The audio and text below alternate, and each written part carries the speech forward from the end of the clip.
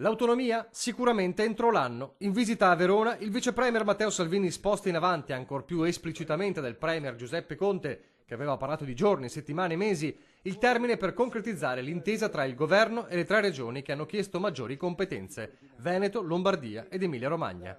Tante altre regioni stanno facendo la stessa richiesta, ha spiegato Salvini, affermando infine che la presenza della Lega al governo è garanzia che l'autonomia ci sarà. Certo è che alla fine di una settimana che nei piani doveva essere decisiva per incassare lo storico risultato, questa brusca frenata preoccupa e stizzisce chi dal Veneto sta lavorando per raggiungere un obiettivo considerato vitale. L'autonomia si farà perché se non si farà l'autonomia si farà un nuovo governo.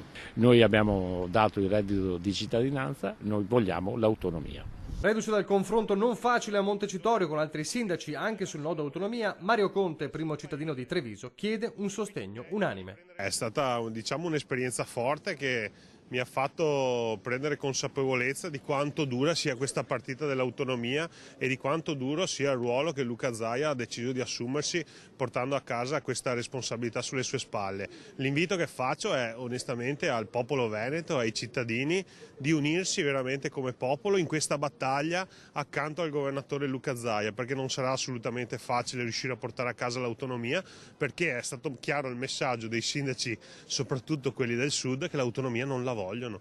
Da Padova, dove ha preso parte a un incontro sull'uguaglianza di genere, la Presidente del Senato, Maria Elisabetta Alberti Casellati, ha definito l'autonomia chiesta da Veneto, Lombardia ed Emilia-Romagna una questione sulla quale si sta lavorando. È una strada segnata e merita una risposta all'altezza delle aspettative di quel referendum, per cui io sono molto fiduciosa che, armati della Costituzione, riusciremo a realizzare finalmente l'autogoverno delle comunità responsabili, che è un bene per tutta la Repubblica e può essere anche il Veneto laboratorio di novità, appunto, anche per altre regioni.